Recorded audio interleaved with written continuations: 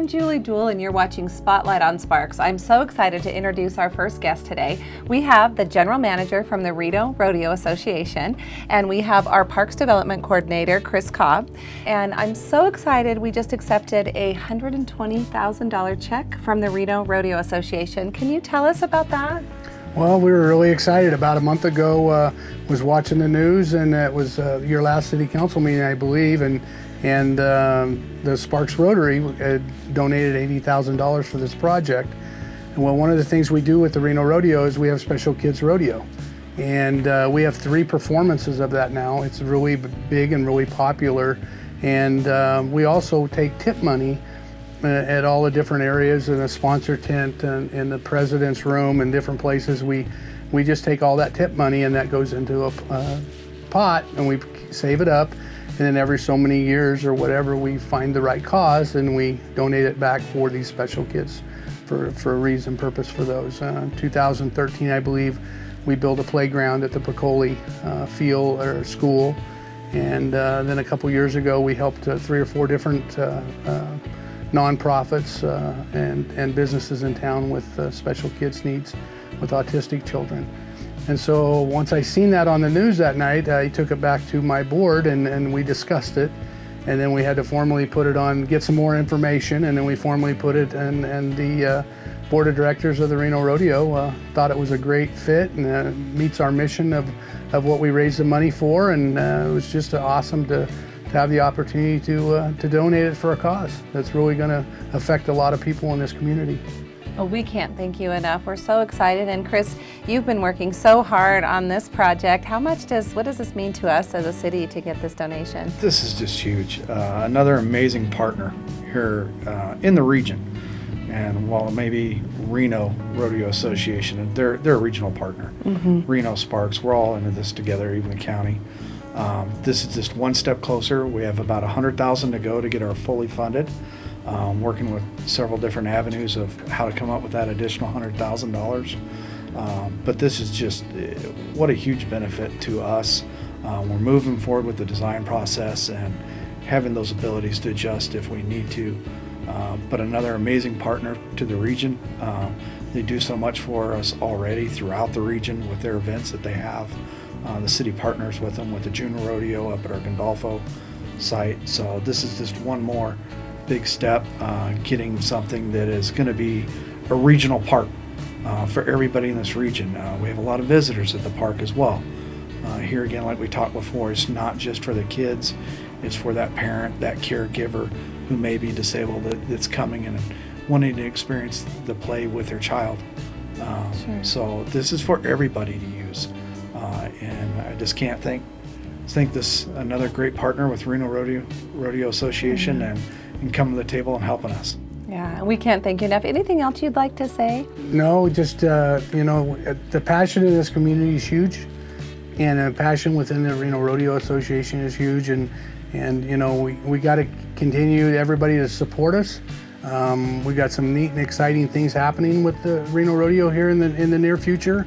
Our dates this year is going to be June 18th through the 27th. Come support and check out the Rideau Rodeo. There's a lot more than just rodeo there, and check out our website at rideaurodeo.com, and we'd love to have you come and be part of us. Oh, thank you. Thank you both for being on the show, and thank you for that generous donation. Thank you. My next guest is Coach Chava from the Sparks High School soccer team and Councilman Donald Abbott. And we have some exciting news. You guys took a regional championship, and we just recently recognized the team at a council meeting. Can you tell us about that? Tell us about your team a little bit. Yeah, it was just a great year. These guys, our final record was 25-1-1, and we were fortunate enough to win the regional title. And we ended up being the state runner-up, losing in the state championship game. But by all means, one of the biggest things for the team was we were trying to aim for perfection. And like I told the boys all season long, even if we don't end up perfect, then being great is going to be something that is, amazing for us. And the boys really bit into that, and so we were able to accomplish that for the team. So it was so fun to see them come to the council meeting recently. And I know you're a proud Sparks High School alum, so tell us how proud you are. Oh, it's awesome. Being from Sparks High School, it's awesome to see the program alive and well and winning. And it's we can't say enough about Chava. It's the players definitely do a great job, but we have a leader over here that shows them to believe in being once a railroader, always a railroader isn't just a word. It's literally a phrase to live by. And these kids are, they've accomplished something great, they've realized, but it's not going to be, they'll be able to take it forward and apply this to their job, their career in the future. And seeing working together, you can actually accomplish something greater than just themselves. Right. That's so true. Anything else you'd like to say, Coach, about the kids? No, just, first and foremost, super grateful for Donald for all the recognition that we've been able to receive and really shining a bright light on these young men who, dedicate very, very strictly to everything that I ask of them. And that's the biggest thing that, I feel like the boys, that's what I get the most out of it, is just watching these young men go from, being freshmen.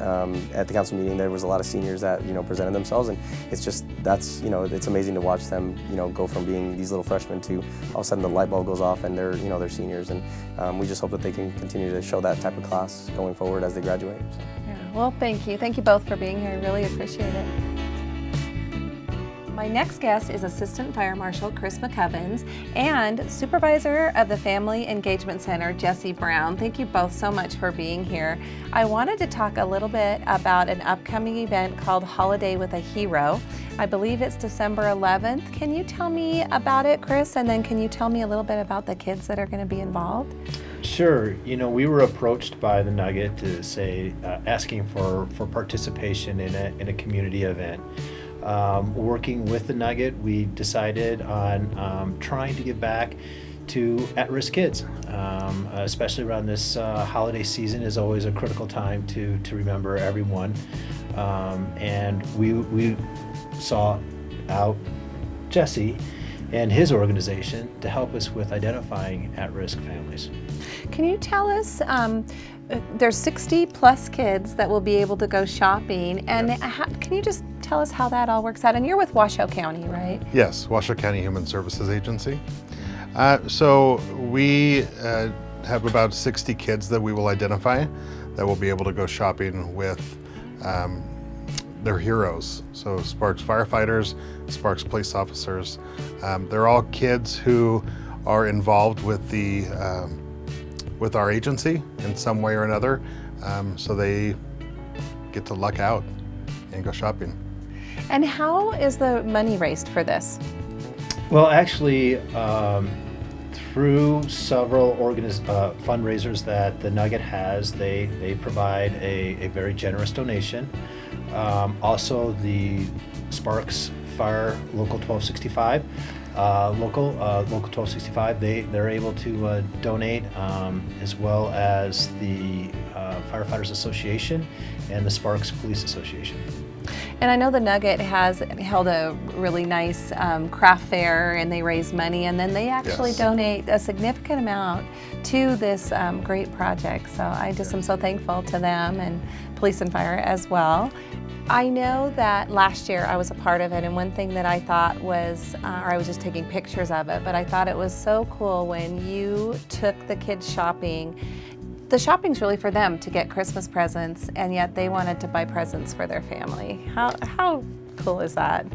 I think this time of year brings out that in everybody. They always want to try to give, but this event is really for the kids, and they're really told that we appreciate you wanting to get a gift for somebody else, but this is actually for them to pick up something that they need throughout the year. And we mentor them at Target, but really everything that they pick out is things that they truly do need. So they get to go shopping with their heroes. And then can you tell us anything more that maybe we haven't mentioned yet about it?